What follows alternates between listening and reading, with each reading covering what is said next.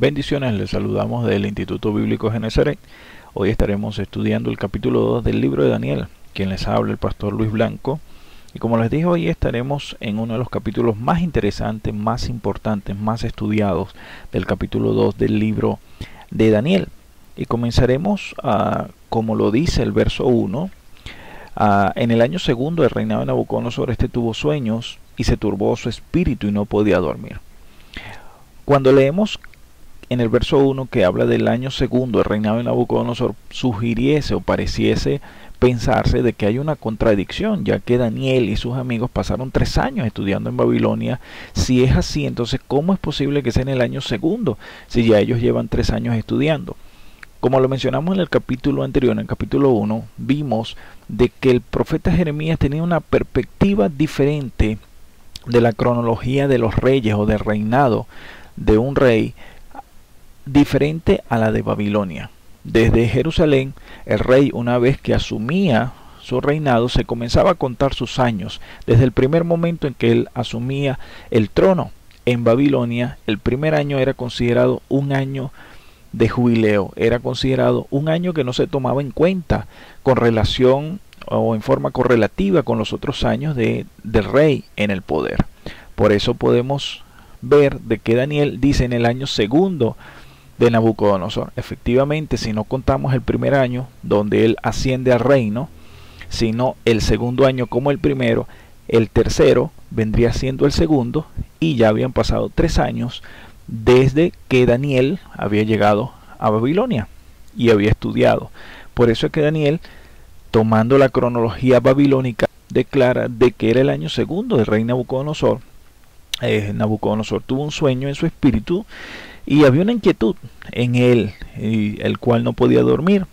El verso 2 dice que manda llamar a toda una serie de personajes, llámese magos, encantadores, hechiceros, y a los caldeos para que le explicaran este sueño, y se presentaron delante del rey.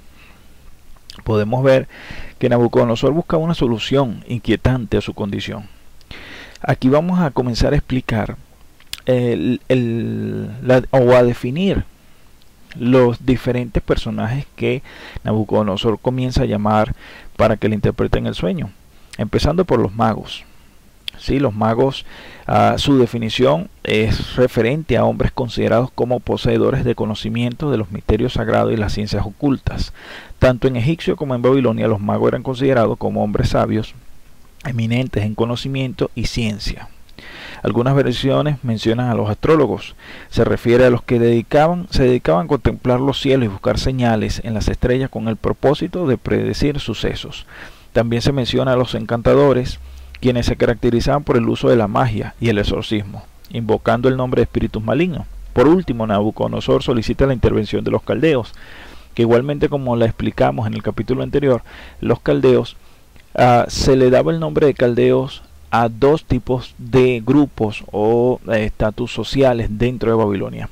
Primero, la palabra caldeo significaba o daba la interpretación, o se utilizaba la palabra caldeos, se le daba la connotación a ciudadanos de Babilonia, ciudadanos comunes y corrientes, pero también se utilizaba la palabra caldeos específicamente para una casta de sacerdotes que se encontraban dentro del palacio del rey. Entonces, en este preciso momento, en este pasaje, nos referimos a esa casta de sacerdotes que vivían dentro del palacio del rey, y no al ciudadano común, sino a este grupo que Nabucodonosor mantenía en su corte, y fueron llamados por él para que interpretaran el significado del sueño que habían tenido. En el versículo 4 podemos ver, y comenzamos a ver algunas de las cosas muy interesantes en el libro de Daniel. Dice la escritura que hablaron los caldeos al rey en arameo, y con este versículo comienza la sección del libro de Daniel escrita en arameo, considerada el trozo más importante de la Biblia, escrito en dicho idioma. La lengua aramea era de origen semítico y estaba relacionada con el hebreo y el fenicio. Posiblemente su lugar de origen fue la Mesopotamia, extendiéndose luego hacia el norte y el oeste. En tiempos de Daniel, el arameo era la lengua franca del Medio Oriente, siendo adoptada posteriormente por los israelitas.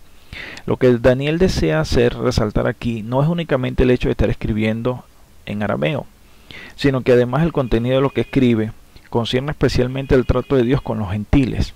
Como quiera el asunto tratado en esta sesión está directamente relacionado con los gentiles, es propio que haya sido escrita en lengua de los gentiles y no en hebreo. Sí, aquí podemos ver el trato de Dios directamente con la nación gentil. ¿Sí? Algunos pensarían de que Pablo, al predicar a los gentiles, de ahí comenzó el trato de Dios para con los gentiles, pero no, ya vemos que no. Desde el principio de la creación comienza el trato de Dios hacia el pueblo judío y hacia los gentiles, y en Daniel lo vemos específicamente en el versículo 4 del capítulo 2. Los sabios de Babilonia seguramente poseían escritos y fórmulas diseñadas para la interpretación de sus sueños. De ahí la petición del versículo 6, donde ellos dicen que el rey le declarara su sueño, y Nabucodonosor le dice directamente a los sabios que él lo había olvidado. ¿Sí? Más sin embargo, esa es una traducción incorrecta de la Reina Valera, porque la traducción correcta sería no que lo olvidó, sino que él estaba firme en su posición y que ellos deberían de dar su interpretación sin que Nabucodonosor le diera interpretación. En otras palabras, en la versión Reina Valera, el versículo 5, dice: el rey respondió y dijo a los caldeos, olvide el sueño. En la Biblia, las Américas, dice literalmente: el rey respondió y dijo a los caldeos, mis órdenes son firmes. Esto quiere decir que la interpretación correcta de este versículo 5 es referente a la de la Biblia, las Américas. Mis órdenes son firmes, no que olvidé el sueño. ¿Okay? Es posible que Nabucodonosor con todo esto estuviera sometiendo a los sabios de Babilonia a una prueba decisiva. Tal vez la razón de ello era la desconfianza que el rey tenía en aquellos hombres.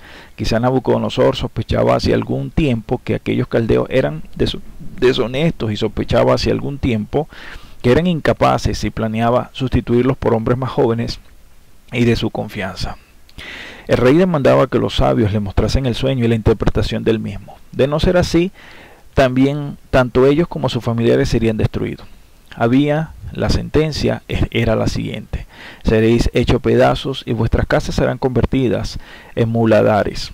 La expresión seréis hechos pedazos se refiere a la desmembración del cuerpo, una forma de castigo como entre los pueblos antiguos, particularmente entre los asirios. Además, el castigo personal que los caldeos sufrían, también sus propiedades y familias, si la tuviesen, serían destruidas. Esto no es sorpresa para nosotros. Vemos en el libro de Jueces, en el libro de Josué, capítulo 7 específicamente, cuando el pecado de Acán, ese pecado personal directo, esa decisión tomada por Acán, tomó y influyó en su familia. Entonces su familia fue destruida a raíz de una mala decisión. De igual forma, el rey le hace una advertencia a estos caldeos, a estos hombres, magos, astrólogos que trabajaban en su corte, y decían: si ustedes toman una mala decisión y me quieren engañar, esa mala decisión no solamente lo va a afectar a ustedes personalmente, sino a sus familias y todas sus pertenencias. Sí, esto nos muestra la gran responsabilidad que tenemos que tener nosotros al tomar decisiones en la vida. El rey Nabucodonosor había determinado que aceptaría la interpretación de los sabios únicamente cuando fuesen capaces de decirle el contenido del sueño. Por su parte, los sabios solamente se arriesgaban a dar una interpretación del sueño si el rey les comunicaba el contenido de este.